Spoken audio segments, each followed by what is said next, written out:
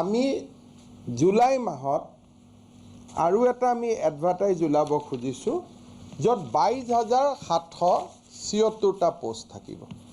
তাৰমানে overlapping ৱেটিং list যিটো আপোনালোকে মাজে মাজে কৈ থাকে যে 1 লাখ নহ'ব, চৰকাৰৰ পুঁজি নাই কাৰণে 1 লাখ দিয়া নাই, এই গোটেই সম্ভাৱনা নাকচ কৰি কোনোবা যদি মাজত চাকৰি পাই চাকৰি এৰিও গৈছে সেই গোটেইবিলাক কাভাৰ কৰি আমি 22,765টা পদৰ এডিশ্যনেল আমি এডভাৰটাইজমেণ্ট উলিয়াবৰ কাৰণে সিদ্ধান্ত গ্ৰহণ কৰিছোঁ।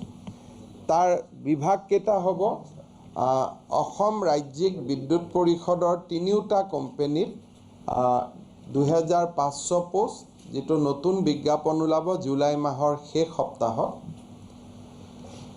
কৃষি বিভাগত যিটো আমাৰ এটা পোষ্ট আছে, এইটো কি বুলি কয় যিখিনি এক্সটেনশ্যন এছিষ্টেণ্ট বুলি কোৱা হয়, তাতে আমাৰ 2,500 পোষ্ট ওলাব, 2,500। এইটো গ্ৰেড 3 পোষ্ট হয়, গ্ৰাম সেৱক বুলি যিটো কোৱা হয়। পুলিচত আৰু 2,000 পোষ্ট ওলাব। স্বাস্থ্য বিভাগত আৰু 600 পোষ্ট ওলাব। গ্ৰেড 3 অসম চৰকাৰৰ বিভিন্ন বিভাগত ওলাব 2,519টা। গ্ৰেড 4 বিভিন্ন বিভাগত ওলাব 1,347টা। পঞ্চায়ত এণ্ড গ্ৰামোন্নয়ন বিভাগত পঞ্চায়ত ছেক্ৰেটাৰীকে আদি কৰি বিভিন্ন পদত ওলাব 1,000টা। আৰু শিক্ষা বিভাগৰ 3টা ক্ষেত্ৰতে এলিমেণ্টাৰী, হায়াৰ ছেকেণ্ডেৰী আৰু হায়াৰক লৈ আৰু পোষ্ট ওলাব 10,219টা। তাৰমানে 1 লাখ নিযুক্তিৰ বিপৰীতে আমি 1 লাখ প্ৰায় 15,000 আমি নিযুক্তি কৰিম, যাতে কোনোবা অভাৰলেপিং ৱেটিং লিষ্ট হ'লেও at the and of the day it is exactly 1 lakh, আৰু সেই পৰ্যায়ত আমি যাব পাৰোঁ।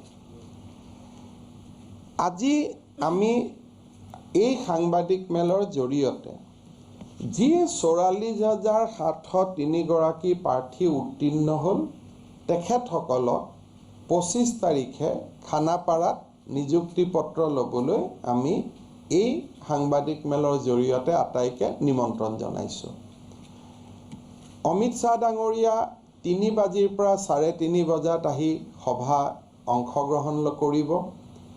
প্ৰাৰ্থীসকলে 2:30 বজাৰ ভিতৰত সভাকক্ষৰ ভিতৰত সোমাব লাগে।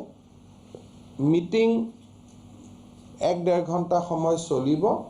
তাৰ পিছত আমি কেনেকৈ এপইণ্টমেণ্ট লেটাৰ পাব বা ক'ত আমি এপইণ্টমেণ্ট লেটাৰ দিম, কেনেকৈ দিম, কোন কাৰ্যালয়ত গ'লে তেওঁলোকে পাব, তাৰ বিষয়ে আমি তেওঁলোকক গোটেই কথাখিনি আমি জনাম।